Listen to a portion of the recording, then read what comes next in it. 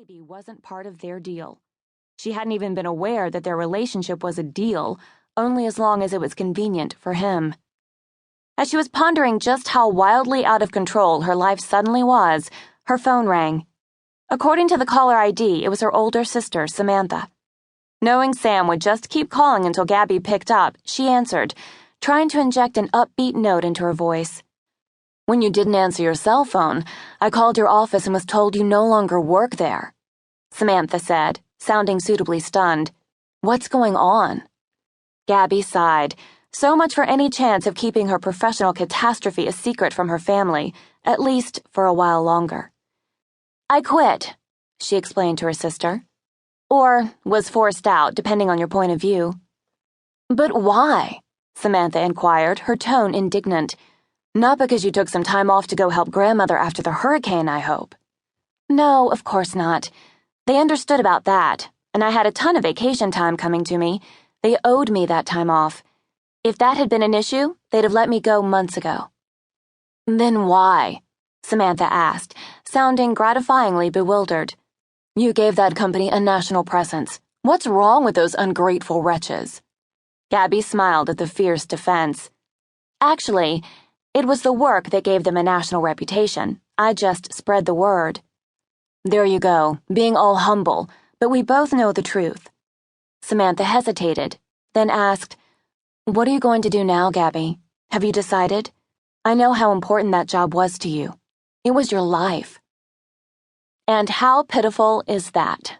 Gabi said, seeing clearly for the first time what a mistake it had been to focus almost exclusively on work. Her relationship with Paul had definitely taken a back seat, something that had suited them both. Unfortunately, given his attitude over recent developments, she doubted that even full-time devotion would have changed anything. "You'll do things differently next time," Samantha soothed. "Now you know that no corporation is worth expending all that time and energy on, not when they can treat you like this. Have you started looking yet?" "I'm still trying to wrap my mind around what's happened," Gabi admitted, which was putting it mildly. "With the severance package they gave me, I have some time." "Well, you know some other company will scoop you right up. Call Dad. He has a million contacts in that whole biomedical research world down there.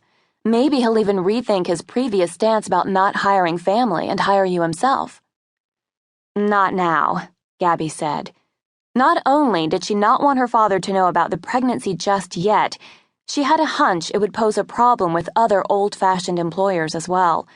As for her dad, well, his reaction wasn't something she was ready to contemplate. "Why not now?" Samantha pressed. "This is one of those rare instances when Dad could really help. He'd even want to."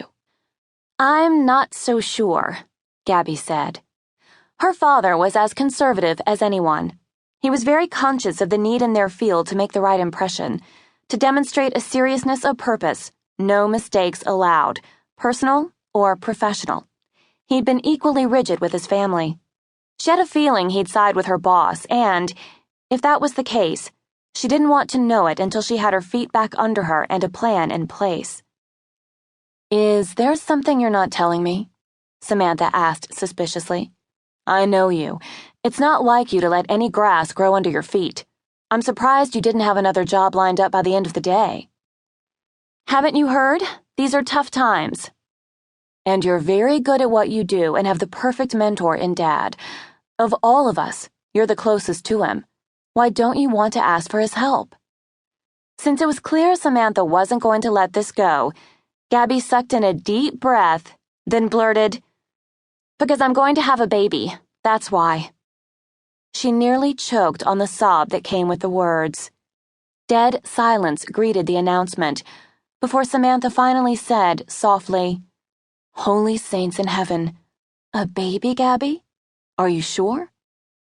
"Do you think I'd have mentioned it to my boss if I hadn't been sure?" Gabi said dryly. "And that's why they let you go?" Samantha asked, clearly shocked. "Isn't that illegal?" "Technically, they didn't let me go. They demoted me, so I negotiated a buyout. A win-win for everyone, according to Amanda. Who knew she was a better spin master than I ever dreamed of being?" Gabi said, unable to keep a bitter note out of her voice.